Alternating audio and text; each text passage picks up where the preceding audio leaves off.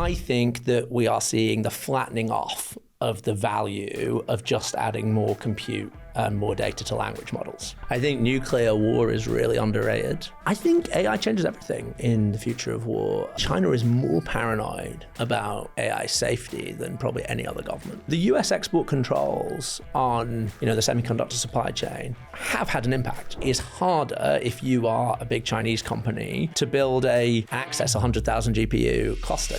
Ready to go?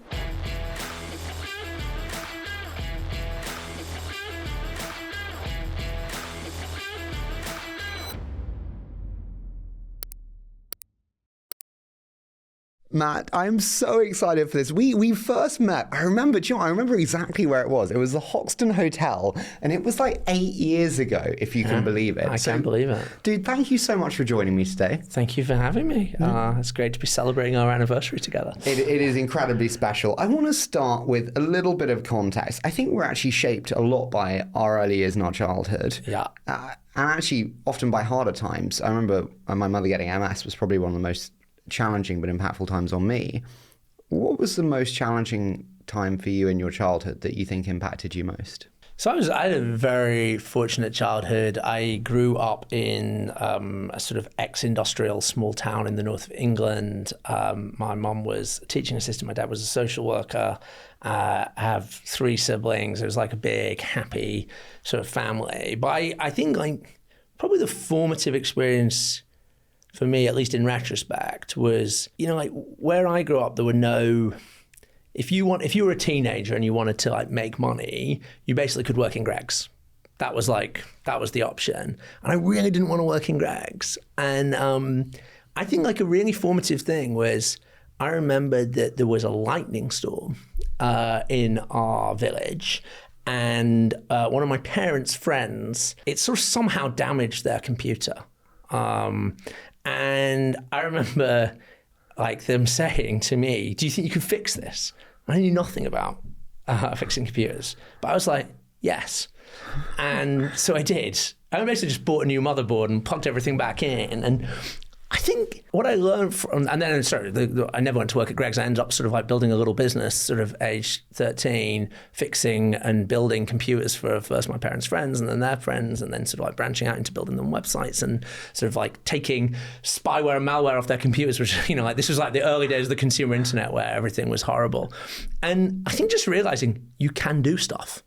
You can just say yes and figure it out. You don't need anyone's permission.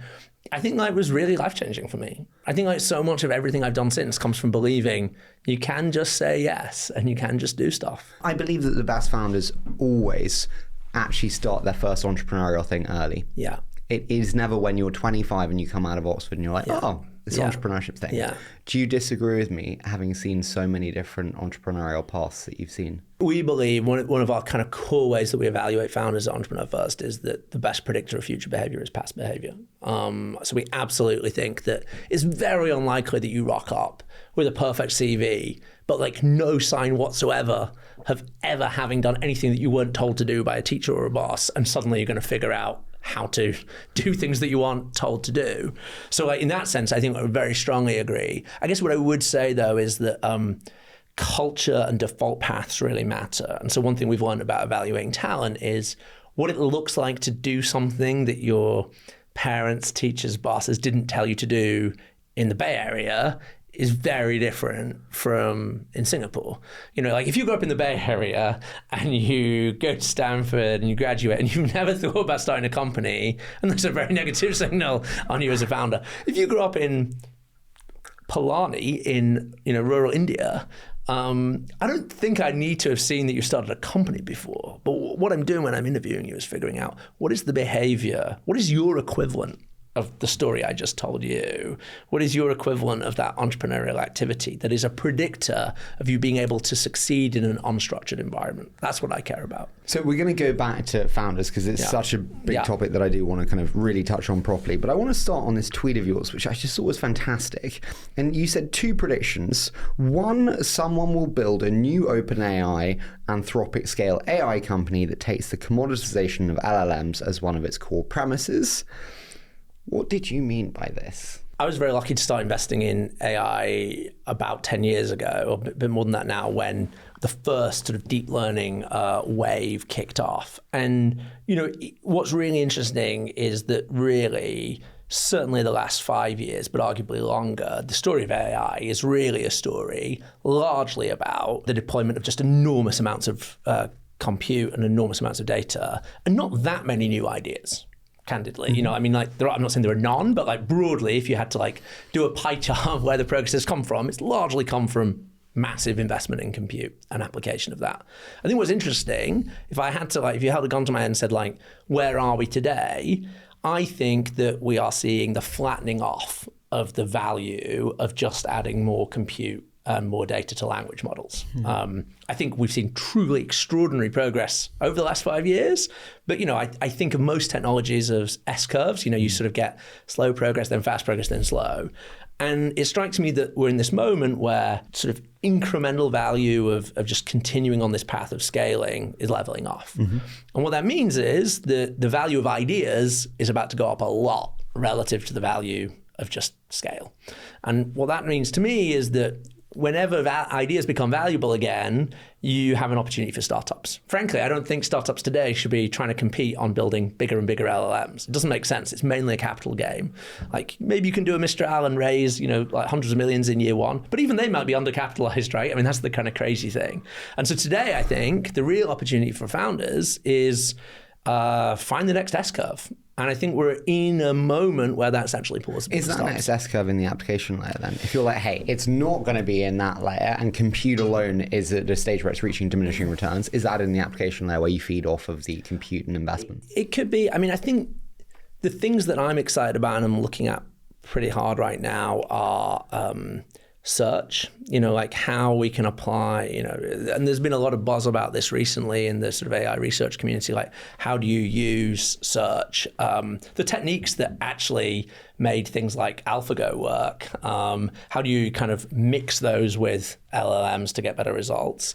I think clearly there's this big moment around multimodality that is just getting started, where I think if you can figure out very smart ways to think about different data types than text, that might be another S-curve. Do you not think you're right in the pathway of OpenAI if you're going for that use case? If you think about multimodality and you look at, some of the OpenAI's latest release, especially when you look at their language kind of learning, the math algorithms, it was oof. Yeah, look, I think my point's not that the big guys won't be able to do this. My point's that I think the value of ideas right now, I suppose my point is really that the value of ideas over the last 5 years has been relatively small. The question was, could you get the scale compute?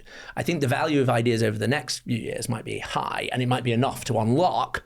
I'm not saying it's suddenly going to become this low capital game. I think if you want to build an AGI company, you're going to need a lot of capital. But I think until now, the only way to do that was to have trained a large language model at one of the labs, come out and raise a bunch of money and say we're going to carry on doing it. I think there may be a new approach that's possible today where you actually just have an idea that's really quite different from what people have been doing, and you can use that a little bit like DeepMind 10 years ago to do a demo that makes people say, and that unlocks the capital that allows you to go up against the big guys. When you think about progression in the LLM space, you've got kind of compute algorithms and data. When I had Alex Wang on the show, a mutual friend of ours, he said, no, data is the bottleneck. Yeah. Actually, we've seen incredible amounts of compute, but it's data that is the bottleneck. Do you agree? And if you were to choose one of the three that is the bottleneck to the progression, what would it be? So I think it's certainly true that data is the one of those that it's least obvious how you continue to scale. As in, at the moment, you can just translate dollars into compute relatively easily. And so, you can imagine at least a couple of orders of magnitude of growth of compute, quite straightforwardly. It's not obvious that you can do the same in data. That said, I think people probably underestimate what we haven't done yet. We are not, partly because of compute limits, these models are not trained on all video. In fact, mostly that hasn't happened yet. And it's kind of interesting. Some of the things that people like Andrej Karpathy have been talking about recently is the potential of thinking about video as being a really great way for for a model to build a world model and to understand more about how the world works. So yeah, data is a bottleneck, but I wouldn't bet against smart people figuring out ways to either create or ingest new types of data. I guess what I'm really arguing when I say we're on an S-curve is I don't think there's a lot further to go in just finding more text. I think we may be at the flattening out of the S-curve on text, but I suspect the next S-curve could just involve finding ways to use video, to use like interactive experience in very different ways. You said about investing in AI 10 years ago. I remember some of the early demo days, and I remember like Bloomsbury AI, and this was so early then. Yeah. And I love Alex Schultz from Meta, and he wrote a brilliant piece the other day about kind of hype cycles in new technologies that I thought was really interesting. And he said, kind of what he's concerned about is actually we're going to hit the flattening of the hype cycle, like autonomous cars. Yeah. Do you think we're going to hit that flattening again? Well, I think it's a race, as in like I do think that if we can't find anything better than just trying to scale LLMs, then yeah, the flattening out will be brutal. But if I had to bet, my bet is that the enormous amount of capital and talent that has been aggregated around this relatively small number of companies because of the hype will be enough to unlock the next S-curve. And so you'll see, kind of further improvement. If we can't, but this is what I mean about the value, the returns to good ideas, I think will be very high over the next few years. So actually another way of thinking about it is one thing you've seen over the last couple of years since GPT-4 was released is actually a convergence of capabilities. When GPT-4 came out, it was very clear that OpenAI were in the lead. And now there's quite a few companies that have a GPT-4-ish level model. You've seen convergence, right? My guess is that you may see more divergence over the next few years because the value of ideas goes up, because people aren't just scaling. Well, that's just really interesting because everyone is saying, we're seeing the complete commoditization. We even have Chinese players like Yi, I think it's called, which is like almost equivalent of GPT-4's performance. Are we not seeing the commoditization? I think the pure LLM approach absolutely is commoditized. Either is or will be very quickly commoditized. I guess what I'm saying is I don't think GPT-5 is just going to be a bigger language model. I think it's going to involve something different. It's going to involve kind of, like a lot of productizations, maybe search, as we already, discussed and things. And so but these are not commodity ideas yet. It's not yet the case that everyone will then just say, or that immediately everyone will be able to copy that. And so I think, broadly, I was talking recently to someone who was on the Llama 3 team, and they were like, you're probably underrating the extent to which Llama 3 is literally just Llama 2 with more compute and more data. There's not a lot that's different other than, that. I guess what I'm saying is Llama 4 will not just be, a bigger Llama 3. It will have to be different. It will incorporate new ideas. And this will then lead to a tearing away or a pulling away with that player who has the well, particularly because norms around secrecy around ideas have increased over time. I mean, it's easy to forget. Have they, or do we see the incredible incest between different companies? The super AGI team that leaves OpenAI goes to Anthropic. Yeah, that's certainly true. But I guess what I mean is that the knowledge around how to build, how to train, do pre-training on a very large model is now extremely well known. But I think it is now quite appreciated in the labs that if you can find an idea that has this disproportionate impact on capabilities, guarding that is going to be very important. Now, again, I'm not saying that will remain secret forever, but I think in the short term, I think we're likely to see more divergence, over the next couple of years than convergence. Yeah. No, listen, I agree with you there. Would you be a buyer of OpenAI at 90 billion? I think I would not be. I mean, I'm a huge fan of OpenAI. I think it's extraordinary what they've done. But I mean, on the other hand, if they're really doing whatever it is, $3.5 billion a year, and they can continue to productize, maybe it's not crazy. But I do think that we're going to get a lot more data a lot more evidence in the next year whether anyone has another good idea. And I think that's what it's going to take. Do you think China... Would you be a buyer at 90? OpenAI at 90 billion? No. Yeah. No, I wouldn't. And I wouldn't because to your point on the commoditization, I think they've scaled to the $3.5 billion on the premise that they are the best and they have had superior go-to-market functions. But as you see others build out the GTM teams and build out the capabilities they have, I think actually that starts to plateau and flatten. Yeah, I mean, I have found myself using Claude 3 absolutely all the time. Yeah. And I think, the best companies in the world will actually be defined by their ability to transition between models. Yeah, definitely. And so... Yeah, and there's a big opportunity in that. I think one of the interesting opportunities... one thing I often think about AI is like anyone who claims they know what's going to happen, I think is like, is wrong. I see it as like... You are not a VC. you have to maintain, in my view, a set of quite radically different scenarios and just change the weight that you put on them. I can totally see a world in which everything I just told you about the value of new ideas is wrong, and actually it really is just like we can't find anything that fundamentally is the next S-curve. Everything commoditizes, everything flattens out, and it's really a race to the bottom on price. In which case, obviously, none of these companies are going to make any money. Do you think China is 2 years behind? This is what Alex said. This is what Alex disputed, right? Yeah. So Alex has become a good friend. I would put this again in the category of like, it's very hard to say. I think it's, as you know, I spent quite a lot of time last year working on the geopolitics of AI in government, and including like spending time in Beijing and negotiating with the Chinese government on AI. And what I would say, what is that level of sophistication? Because in the UK, I think there's the idea that we know very little other than people. I think the Chinese government is very sophisticated on AI.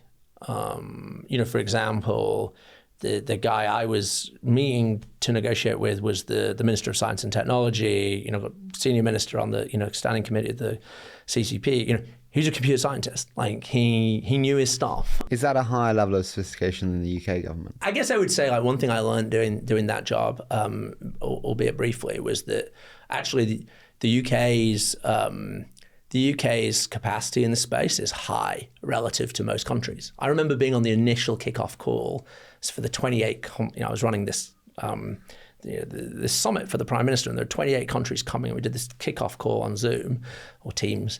The best way to improve productivity of government is just like allow them to not use Teams. And honestly, without naming names, there were countries where they were like, "Oh, we don't even have how could we possibly do this? We don't have an AI policy division. We don't have an AI minister."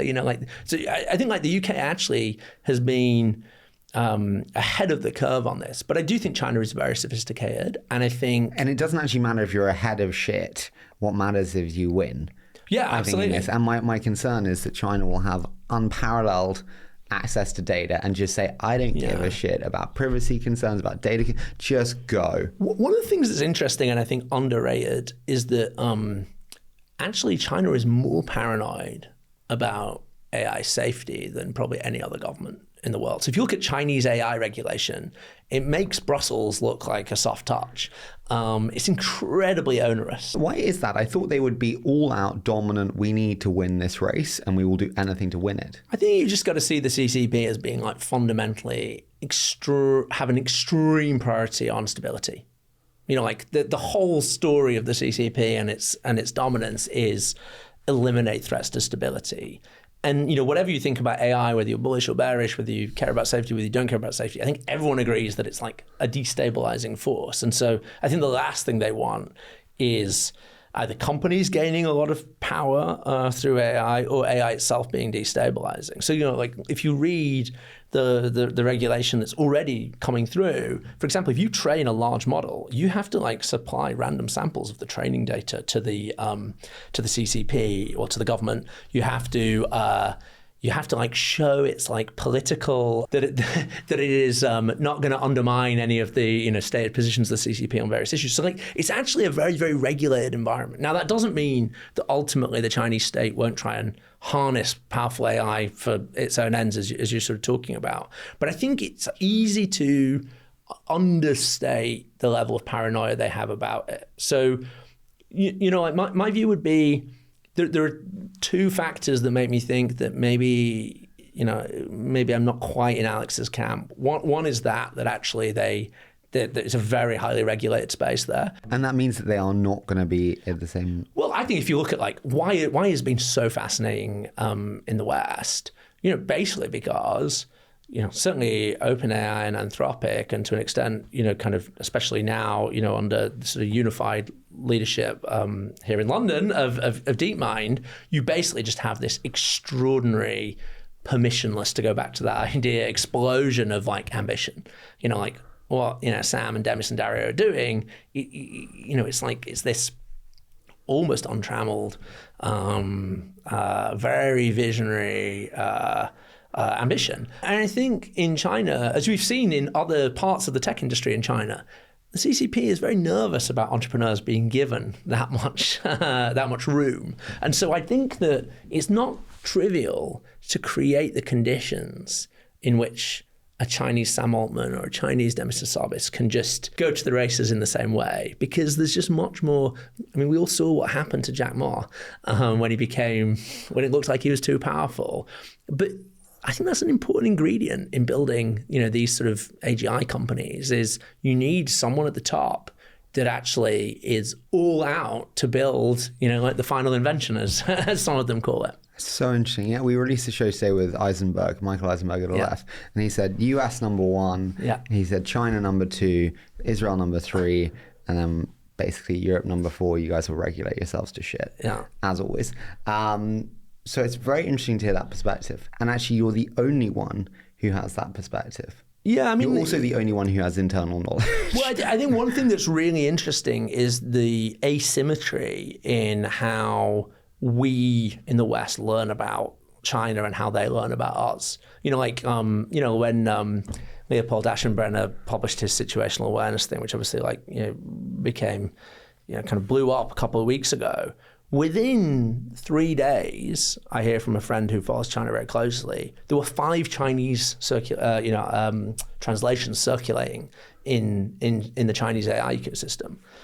But like, if an equivalent thing is written in China, it does not get translated into English. It does not get circulated. Well, no, but that kind of goes to Alex Wang's point, which is like the CCP's industrial policy of kind of copy and then replicate and do better is second to none. So I think in the world where actually either my thesis that ideas really are going to matter a lot is wrong, or where it's just a very narrow window and then you find a new idea and then it's just scale, then I think China has a very strong hand there. But, you know, the other fact, you know, you talked about algorithms, data, compute. The other thing that is still a factor, and it really comes down to like timelines, is, you know, the US export controls on, you know, the semiconductor supply chain have had an impact. Not a binary impact, but it is certainly true that it is harder if you are a big Chinese company to build access 100,000 GPU cluster. You can do it. You know, in February, Kai-Fu Lee was like going around Europe, including at Davos, saying like, oh, you know, I trained my latest model on these Huawei designed, SMIC manufactured GPUs, and, you know, he wasn't claiming they were as good as NVIDIA's, but, you know, he was like 70%. And but you know, I think in a world where scale compute matters, that friction, that discount, if you like, on the Chinese system, it does compound.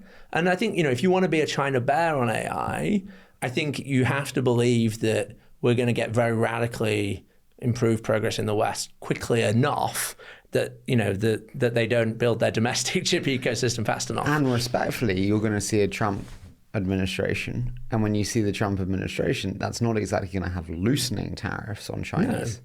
No, you know, although I would say there's been fascinatingly, like, the one bipartisan issue in Washington is screw China.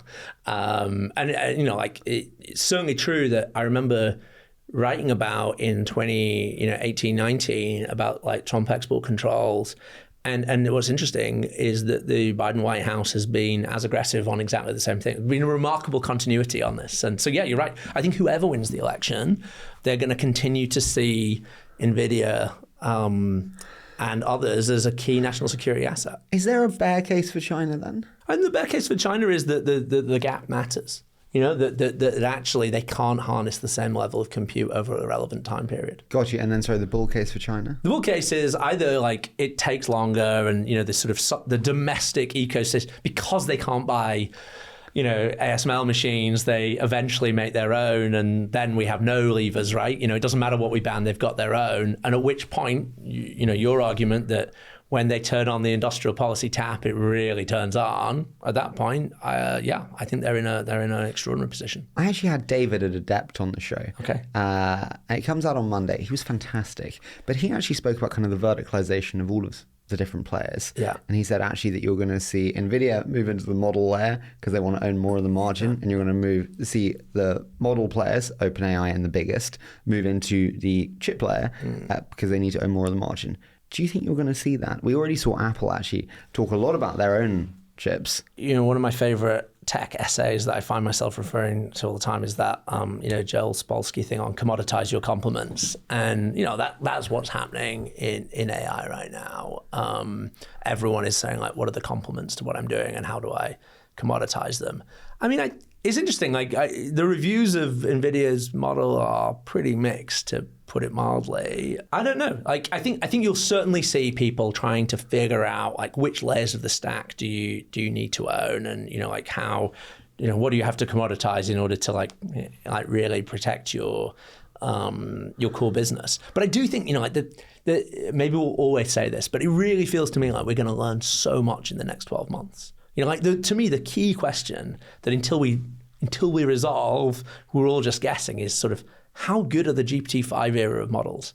If they're like wildly better, if it's as big a gap between 4 and 5 as it was between 3 and 4, that is a very different world from if it really feels like we're eking out these tiny improvements despite having invested truly colossal amounts of money. What do you think would be a needle-moving shift? I think the one that people are talking most about, which makes sense to me, is just agency. I mean, like, you can't, the GPT-3 wasn't good enough really to do anything remotely agentic. People have obviously built agents on GPT-4, but, people doing that have said, like, you can build great demos. You run it 100 times, you pick the best one, it looks amazing, but robustness is very, very a huge problem, and they're not reliable. But I think if GPT-5 were good enough that you could get much, much more reliable agents, I think that would feel like a qualitative change that was really impressive. Do you think the world is ready for an agentic capable model to be unleashed? Not one where like many millions of instances can be run and they can operate at like nearly human level. Now, I don't think that's what GPT-5 will be, but like one of the theses I'm really interested in right now is I think we'll get really good agents in the next 5 years. And I think if you look at parts of the economy where we already have a lot of automation, it's pretty clear that requires a lot of infrastructure. It requires protocols for agents to interact. I think we're going to need that for AI agents. We're going to need to build great infrastructure to maximize the economic value of these agents. What does great infrastructure mean to maximize? Well, let me give you an example. There are an area of the economy where there's already a lot of autonomous agents is high frequency trading. So in trading, a lot of the work is now done by what I think you can only describe as autonomous agents. But we don't let them just go wild and like call their broker and I mean facetious, but like if you look at the complexity of the infrastructure we've built to handle and it's a rules-based system though, and the rules are the rules are very objective. When X meets Y, then do Z. Yeah, so I'm certainly not saying that we can just copy what we have, but I think it gives you, to me, it's like an intuition builder that, like, let's say we're going to send out lots of agents to do economically valuable work. We need to govern things like how do they interact with each other? What are the rules for that? How do you handle the edge cases? How do you observe what they're doing? How do you govern what they're doing? How do you make them keep to the rules? And so it strikes me that whoever builds the protocol that for key slices of the economy actually allows agents to come together and do business together, that's going to be an extraordinarily valuable company. Should government be the ones to do that? I think government should like set the standards, but I just don't think government has a great track record of building important scalable software. And that's an independent company that would be the one setting that protocol. I think so. I think it's the equivalent to building an operating system or a protocol. It's basically saying if you want agents to transact with each other, we provide the tooling that allows you to observe that, govern that, turn them off when they're not working, handle the edge cases. But imagine that a large chunk of the economy over the next decade ends up being transacted by autonomous agents. I don't think they're going to interact in the way that humans interact. There's going to have to be there's going to have to be infrastructure that allows them to interact. And whoever owns that infrastructure, and that's going to be a huge asset. We're sitting in London. You mentioned about the kind of town in the north that you're from. Bradford. Bradford. Lost my accent. There you go. I'm really worried about like knowledge inequality, actually. And I think we sit here and we know all these things. Dude, like 1 million people in the UK of 65 million have any idea what we're talking about? Maybe less. Do you not think this is going to create an ever-increasing chasm in wealth inequality? I think one of the good things is people benefit from technology even when they don't understand it. I think that's like one of the big lessons in the history of the last 200 years of capitalism is that technology is the engine of prosperity, and like people whose jobs involve very little technology today make a whole lot more than their ancestors 200 years ago and have a much better quality of life because of the benefits that technology brings. I do think it's true that so far, I think the broad trend is that technology is what I guess economists call skills biased. It benefits people with more skills more than it benefits people with fewer skills. And that's a big challenge. That is a big challenge for governments. Also probably a big opportunity for entrepreneurs. But I think in general, the story of technology is an extraordinarily positive one. And I think, although I'm not saying that people shouldn't, including policymakers, look at this and say, right, how do we plan for this world where relatively few people understand this, but it's a huge factor in everyone's lives. But I worry about that because I worry that you start to get the instinct of like, maybe we should try and slow it down. Maybe we should try and stop it. And do you think the fears of, we're going to be regulated to oblivion and Europe will regulate ourselves as we generally have done, is overreaching? My view would be, and I think you see this already, is that I didn't vote for Brexit. I was not a fan. Broadly, am not a fan. But probably the first issue where I'm like, maybe there are some benefits to this, is just looking at the difference in approaches to AI regulation. I mean, I do think the EU AI Act is a mistake. I think the way it thinks about AI as a technology, it sort of assumes my basic model of how that legislation gets written is like a bunch of old dudes sit in Brussels and say, let's imagine everything that could go wrong. Okay, you're not allowed to do that. What's the biggest problem with the EU AI Act? Basically this, that it basically tries to anticipate the future, labels a bunch of things high risk, and creates an enormous burden for companies trying to innovate in those areas. I think actually this is an area where the UK has done a lot better job than Europe, where we're not regulating to oblivion. In fact, on AI, the UK has less regulation than any other country that has a significant AI industry. So right now, there is no specific AI regulation in the UK. In fact, in the UK... So if you're building AI in Europe, the UK is the best place to build? I strongly believe that. And that's because of the regulatory benefits? I think that's one of the factors. I think the other is just the extraordinary talent base. If you go back to the thing we start this conversation talking about, let's say I'm right that there's going to be like a strong return to ideas, to new ideas over the next few years.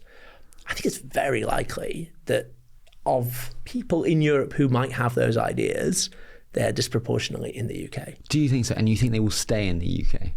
Let's say you really believed that you could build, let's say you believed you could build, as I framed it, and you quoted like an Anthropic or OpenAI scale company in terms of ambition.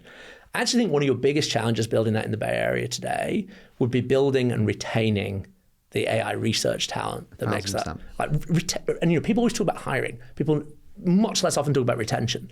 But like the packages that Sam Altman will offer to your best people the minute you get your first demo, it's really hard. I think in London, it's much more plausible that you build a truly world-class research team and keep them together for long enough to really see the impact.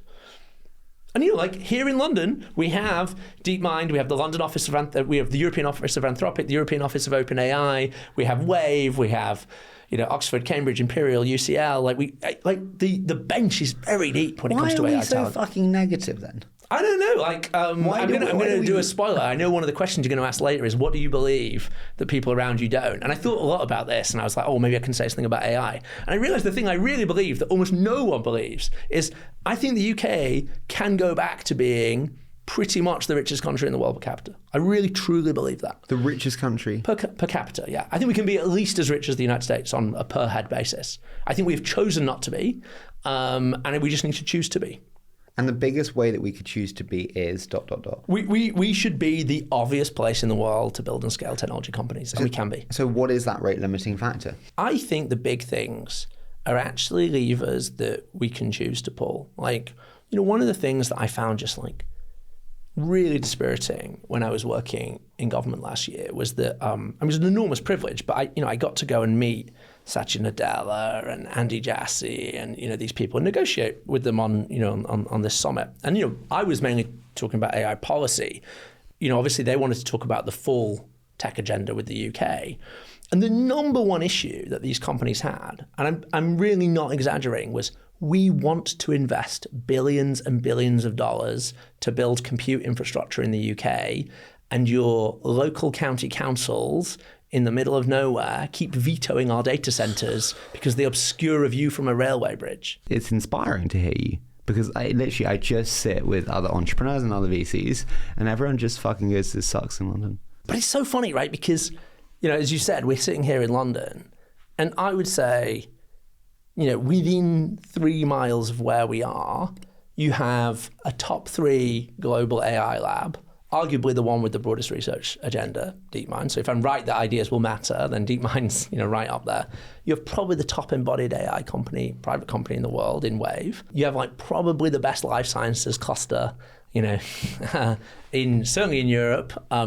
You've got, I'm super biased because I'm the chair, but you've got probably the most radical government R&D funding agency in the world in ARIA. We know how to do this stuff already. We've just got to believe in it. What about people who say, but the liquidity markets are shit. Like LSE is useless. There's not enough of a buy book. Big institutions aren't understanding enough. How do you think about that? I think they're right, but this, this is the way I see it is this is really a question about who benefits.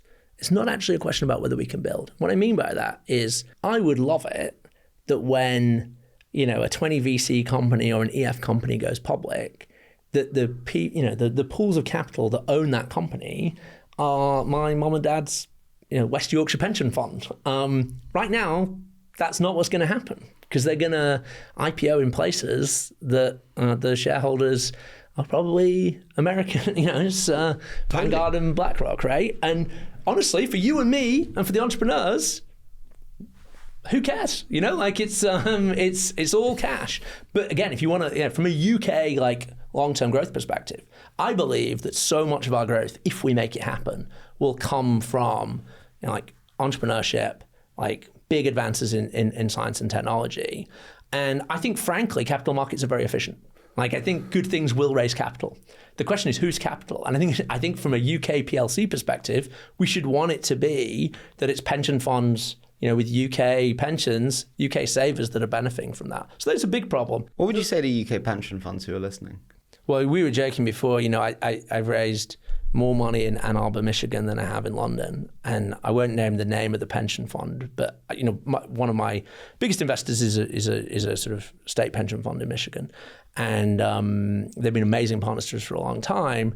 And they were one of the first pension funds that we pitched. And so I sort of came out of it being wow, these are the people we should be pitching. And the scheme in Michigan is, I think it was at the time a $70 billion pension plan.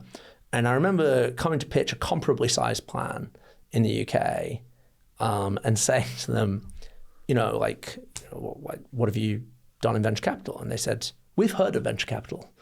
But their allocation to venture was zero. And I just think that,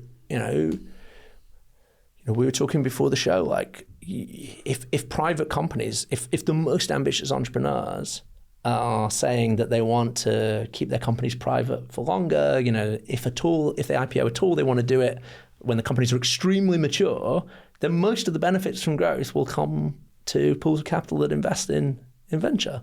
And if UK pension funds aren't doing that, how do they expect to be able to return, to meet their promises to their pensioners? I don't know the answer to that, but I think that's what I would worry about.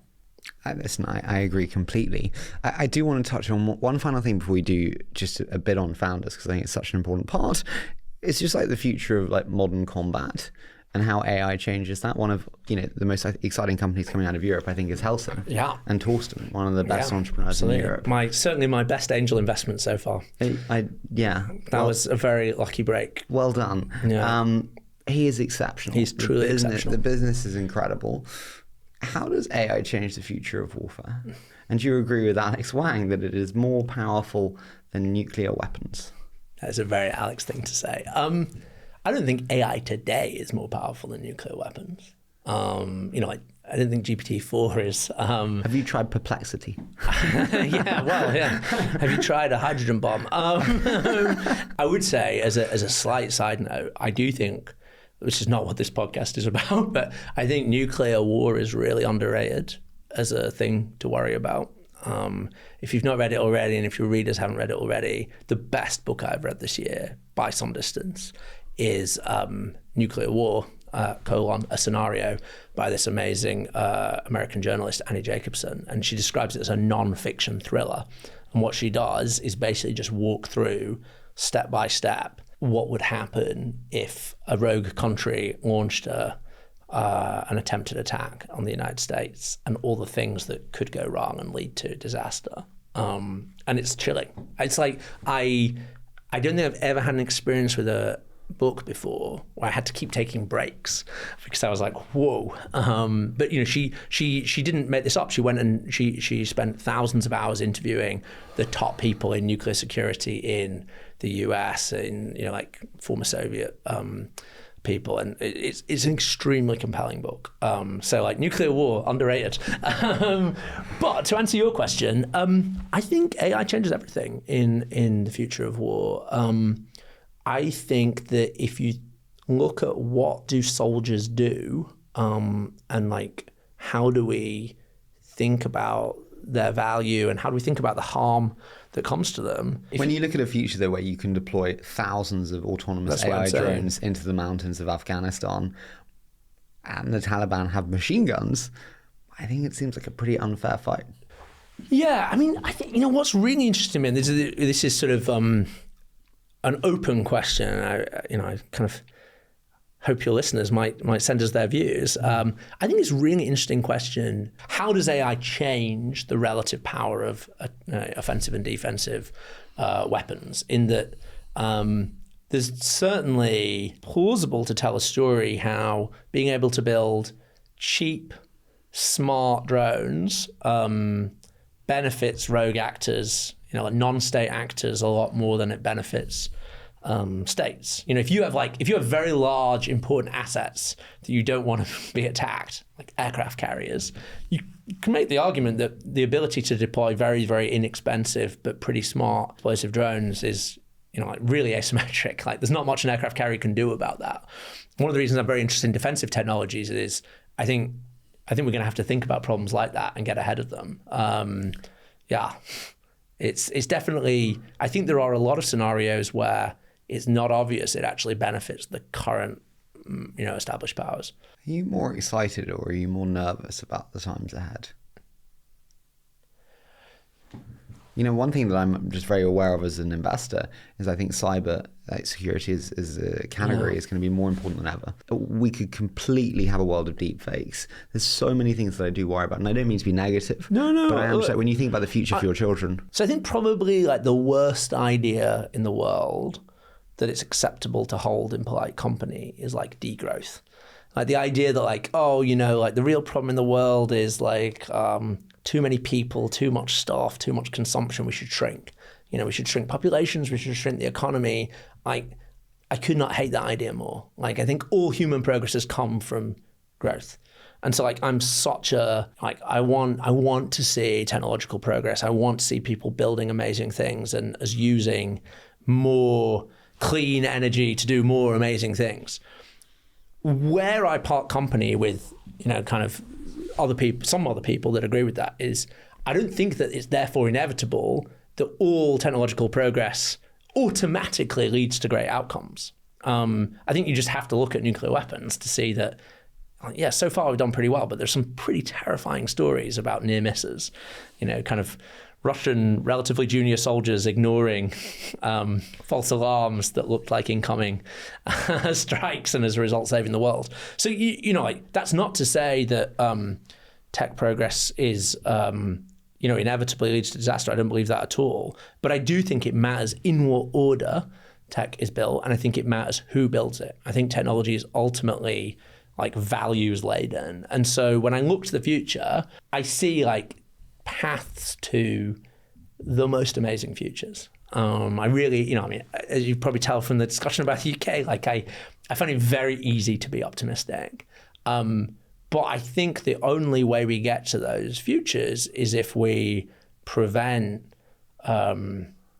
very powerful capabilities, nuclear weapons are an example, fall into the hands of people that would do us harm. And so, one of the reasons I've really pivoted my time within EF to working on defensive technologies is I think there's an amazing commercial opportunity there, but I also think it's what the world needs. We need to build the technologies that mean that the negative consequences of the technologies we build are mitigated, not by banning them, but by building great defensive capabilities. Do we need to also invest in offensive capabilities?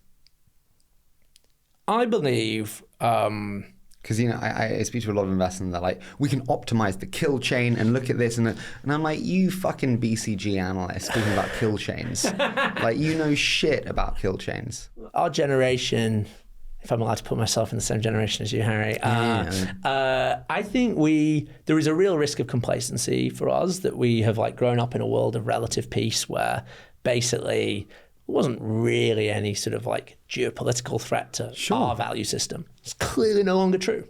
But like for most of our, as we became adults, that was the case. And so I think we absolutely need to think about how do we make sure that we have the power to defend our values and our way of life. And I don't think it's a given. We are going to discuss founders. Okay. That was incredible. When you were like, I don't think nuclear war is actually that improbable. I'm like, well, fucking hell. Read the book, Harry. You're going to love it. I'm going to read the book. So my question to you and actually I spoke to Charlie Songhurst last night, and he actually gave me this one. He said, how much of a great founding team is the individual ability of the founders versus the synergies between those founders? This is something I've changed my mind on. I actually think more and more that it's really about the synergies matter, but ultimately I do think entrepreneurship is one of the paths that most relies on the peak performance of the highest performer. So there are some walks of life where what really matters is average performance. Like how well do you do on the median day. And there are other walks of life where it's like, how well do you do at your very best? I think you need people in every company who are in the former category who can day in, day out turn out excellence.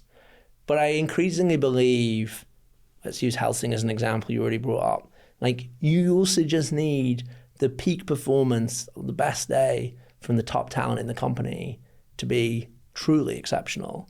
And so synergies do matter, but I think probably the best predictor is how good is the best person at their best. I think the other truth is that very, very, very few teams stay together for the long, long term. And that negates the importance of the synergies in the long term. I think I think that's true. And I think a lot of that is about self-discovery. As in a lot of the time when that happens, it's actually about those founders learning what they really want. I think one thing I've learned, having now followed hundreds of founders from kind of often before they even knew they want to start a company, or through to a degree of success. A lot of the time, especially first-time founders, you just can't really predict what that's going to be like. It's just very hard for most people. And actually, I don't think that the best founders are the ones who predict best what it's going to be like. I think they just take it as it comes. But I think a lot of the time when founders don't work out in companies that do, it's that one of them realizes this really wasn't, or at least the bit that's to come is not for them. Do you think everyone has the ability to be an entrepreneur? No. I think entrepreneurship is like, it's best to think of it as like, it's nothing like medicine, but in the same way that I don't think everyone should be a doctor or could be a doctor, I think you should think of entrepreneurship as like a high skill, extremely high skill profession. You know, like probably my favorite, in general, I think I'm the sort of person that's inclined to want to read like the academic literature on something, and on the basis that surely like there's something we know and we can, you know, there's some alpha in learning it. I would say in general, the academic literature on entrepreneurship is not helpful for either entrepreneurs or VCs. It might be interesting, but it's not, there's no like alpha in it. The paper I think about all the time, there's a great paper called Forced Entrepreneurs. And what it looks at is in certain markets, when there's a recession, the dominant employers of high-skilled people hire fewer people. Obvious example in the UK is financial crisis, the banks hire fewer bankers. And unsurprisingly, in those periods where the level of hiring of, you know, kind of highly skilled individuals into finance falls, more people start companies. That's kind of like probably quite obvious. Everyone would sort of intuit that. What's non-intuitive, and in fact, I think maybe even counterintuitive, is that not only do those people then start companies, but they do on average better than the median person who was starting a company in a year without that recession. In other words, the forced entrepreneurs, the ones that go into it because the bank stopped hiring, do better than the people that chose the previous year. That is fascinating. And the reason, in my view, this is like, so I realize this is like on the verge of being like rude and controversial, is that in most ecosystems, it is not by default the very most talented and ambitious people that become founders. It probably is in the Bay Area. But, you know, like, I remember when we started EF, well, yeah, but this is the point, right, is that the reason that I think there's a huge opportunity in the UK and in Europe and in India where we work is that actually you can find those truly exceptional people and it's not obvious. It's much harder in the Bay Area in a way because there's so many more opportunities for you know, investors to meet those people. But the point I want to make is, you know, even today in the UK, even with all the progress there's been over the last decade in the ecosystem, I would say the most aspirational job for a Cambridge computer science grad is to go work at Jane Street and be a trader. I think that's the number one job. Seriously? Still? I think it is. I think it is. How much do you earn as a trader at Jane Street? Oh, like just true eye-watering amounts, even for you, Harry. It's pretty extraordinary. Like $1 million? In year one, yeah. But like by the time you're a few years in, if you're good, like many, many multiples of that. So this is the point about like this paper, is what it shows is that actually talent is somewhat fungible. It's really tempting for those of us that live and breathe the industry to be like, there are founders and there are non-founders. But actually what there is there's talent and there's ambition. And if that talent and ambition is applied to trading, then those people will be great traders. And if that talent and ambition is applied to entrepreneurship, those people will be great founders. And this is the secret of the Bay Area. Like, why does Silicon Valley work? Because the most ambitious and talented people in that area become founders. If the same thing happened in the UK, in Europe, in India, we'd have very similar outcomes. So what is different about those ecosystems? Because I'm sorry for being naive, there are Jane Street's equivalent in the US who will put, I'm sure, the same packages down, but the ambitious people there say, no, I'm going to start a company, and the ambitious people here say, sign me up. I think it's like just the belief capital. You know, like there is this sense that like, if you're a Cambridge computer science grad, the 5 years out, probably the richest person you know is the one that went to Jane Street 5 years ago. That's probably not true in the Bay Area. No, it's not true at all. Right, it's not true. Right. And so like, there's just... It's Reid Hoffman. Or right, yeah. No, but I mean, even your peer. You know, like, this is what I'm saying is like... Sure, it's someone who's sold to Dropbox for exactly. 200 million and then 70%. Yeah. And so but that's still not true here. That's the bit I think we still need to see change. It's just that like... But we've waited long enough, Matt, and we've had exits like Magic Pony and in between. Yeah. We've had enough. Which is why it's a lot better than it was. It's a lot better than it was. When I started, you know, when I started visiting university campuses properly, when Alice and I started EF, I think it was Imperial where 60% of computer science grads went into finance. that number is not that anymore. I actually don't know what the number is, but I wouldn't be surprised if it was like a fraction of that number. So it's changing. But, something I think... I thought one thing there that we were seeing was a movement away from a pure focus around money. For sure. And I'm sort of deliberately being sort of reductive about it to money. And clearly part of the reason why actually really exceptional people do start companies in the UK is exactly that I'm sure they could go work at Jane Street or wherever, but they want to do something. To me, whenever in a conversation where we've offered someone, a place at EF and they've got an offer from James Street or similar, I'm like, yeah, you could be an extremely highly paid crossword puzzle solver, which is sort of how I think about Jane Street, playing a zero-sum game, or you can change people's lives. It's up to you. And actually a lot of people, exactly as you say, are not just maximizing next year's income. And that's where it comes from. My point though is that it's less at the individual level. I'm saying at the system level, our biggest challenge, I think, in Europe is still talent allocation. What did EF get most wrong in your assumptions on talent? One of the challenges of this business, and you may feel the same, is that the feedback loops are so long.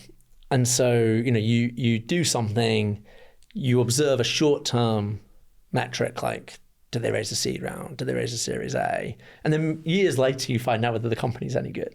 And so I think one of the things we got wrong was we just overreacted to short-term data early on. So, we, in the first couple of years, we largely funded people who were straight out of university. And a lot of them did very well.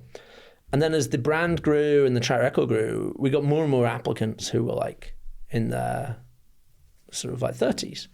We're like, wow, this is great. We're able to move up the experience curve.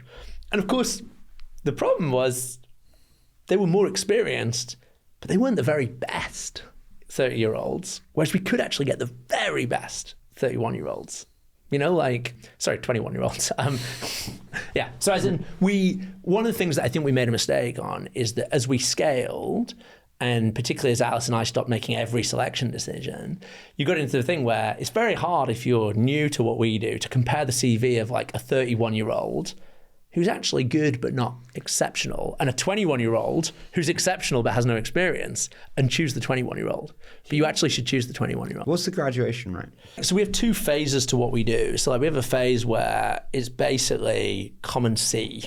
We put you in a room with what we hope is a really exceptional peer group of people that are equally ambitious, equally talented, and say take 10 weeks to figure out if there's something that you really want to work on or someone you really want to work with. And if there is, awesome, let's do the next bit. And that bit's the sort of unique bit of EF. It's not like an accelerator. It's really about peer group curation. And so let's say for every 100 people that join at that stage, probably something like 80 of them will pair up with someone and sort of come up with an idea that they're excited about. But we then do a cut where we say do you really want to spend the next 10 years of your life doing that? And do we really think that's the best use of your time? And so we cut about half at that point. What's the most common reason you cut there? Everyone who joins us has a huge opportunity cost. We're very lucky to have thousands and thousands of applicants and be able to pick really great people. And so I just think the worst thing we could do is say yeah, do that for the next 10 years. I don't feel guilty at all about people who want to see whether they should be a founder, they come and they find out it's not for them. That's fine, they go back and get a job. The only people I would ever feel guilty about is people that come and spend 7 years of their life doing something that could never be big enough to fulfill their ambitions. And so we probably at that stage, we say we'd like to fund about half of the combinations that have come up. And then usually, so then these are teams that are 10 weeks old. We now put in 250K at that stage. And I would say of those, typically 2/3 to 3/4 would raise a seed round. 2/3 to 3/4? Yeah, of the ones that we put in the pre-seed, yeah. That's a lot. Yeah, it is. Well, the talent's really good. Is that funded in the UK? No. So we invest from a single global pool of capital. Huh. Interesting. Yeah. Dude, I want to move into a quick fire because I could talk to you all day. Okay, so let's start off with which venture investor do you most respect and learn from? Well, I was going to say Charlie Songhurst, and you've already name-checked him. I think he's also an angel. Yeah, but he's probably deploys more capital than most seed funds, I would say, every year. I would agree with that. Yeah. I mean, he could easily put a wrap around it and he would be a fund. But he also does like 500,000 checks. Yeah, he does a range of check sizes. Yeah. Unbelievable checks in terms of the amount. The reason I would say Charlie is like, I think Charlie has two things that I think he is very plausibly the best at in the world. One is, I think he's just a great talent spotter. I think he's just really able to see the best version of every founder that he meets and decide how good that is. If you go back to my idea that actually what matters is the peak performance from the peak person, like Charlie has an incredible way of like very rapidly building a model of like how good is this person at their best. And that's an exceptional thing to, because he invests so early, that's like an amazing thing to be able to do. The other thing he does better than anyone else I know is he pitches back to the founder the most ambitious version of the idea they've just pitched him. And I think he's just exceptionally good at that, and he learns so much from how the founder responds. Because a lot of people in Europe, and Charlie invests all around the world, but I think he largely invests in Europe. One of the things that he and I have discussed a lot is part of the reason it's hard to do investing here is that often by the time you meet founders, they've conditioned themselves to like reduce the ambition in the pitch because they're just been so used to people being like, well, that's not very realistic. So like what Charlie will do is he'll pitch back to you. He did, he was one of the first investors in the EF. Like he'll pitch back to you like what it could actually be, and like I think he's basically saying like, does that excite you? Do you say like, yes, finally, someone who gets it, or do you flinch? And I think it's an incredible skill. What's the most contrarian or unorthodox advice you would have for founders? I guess given what I do, it's that you can start a company with a stranger. I think a lot of the conventional wisdom on who you should start companies with is just survivorship bias. It's just that historically, it was almost impossible to start a company with a stranger. So the only people that the venture community saw were people who founded companies with people they'd known for a long time. And therefore, of course it looks like that's the only way to do it. What have you changed your mind on in the last 12 months? We've actually talked about it. 12 months ago, if I'd been on here, I would have told you it's too late to build an AGI company. Like that ship sailed. There's going to be like 3 or 4 of them. They already exist. I now think the most ambitious founders today should seriously consider whether that's what they can do. Children give you a glimpse of a second life, if not an eternal one. What are your biggest lessons on fatherhood, Matt? So I've got 2 little boys, one's 6 and one is 3 3/4, as he very proudly says. I love that.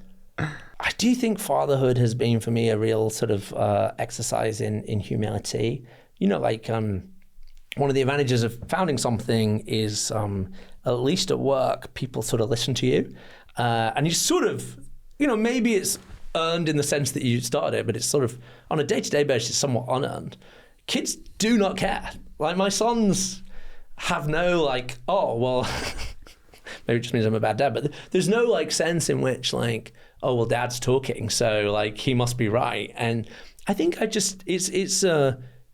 to sugarcoat it. I think fatherhood is really hard a lot of the time. What's the hardest part? The hardest part is that there are no shortcuts. Like these are humans, and if you want to have a great relationship with them, if you want to be a great dad, you have to invest in that in exactly the same way you'd invest in a relationship or a friendship. And, early on, they're less fun than your friends, frankly. A lot of people seem to like, maybe I'm not very good, but like, I just think like, it's this thing where you truly love them in this very deep way, but it's hard work to invest very deeply in this sort of relationship where, whenever I travel, which is a lot, I sort of have this idealized fantasy of when I come home and they're going to be like, Daddy, and we're going to have this like really like deep conversation about like where I've been and what I've seen. And instead it's like, Yeah, basically, it's like, I've pooed on the floor and like I'm gonna scream because I wanted finger in your face. Yeah, I wanted a green bowl and you give me a pink bowl, and like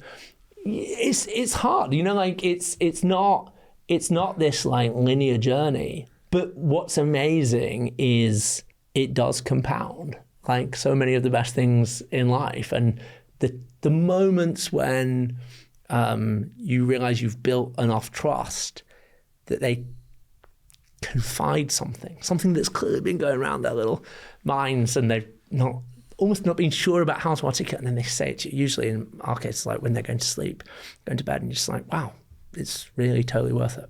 I love that. I love children. I think it's really one of the most special things that you can do. Matt, you've been interviewed many times by many different mediocre or shit media outlets or journalists. I hope this has been better, but the question I wanted to ask is, what question are you never asked that you feel you should be asked more? Very few people ask me why I like writing immersive murder mystery games, but they should. Why do you like writing immersive murder mystery games?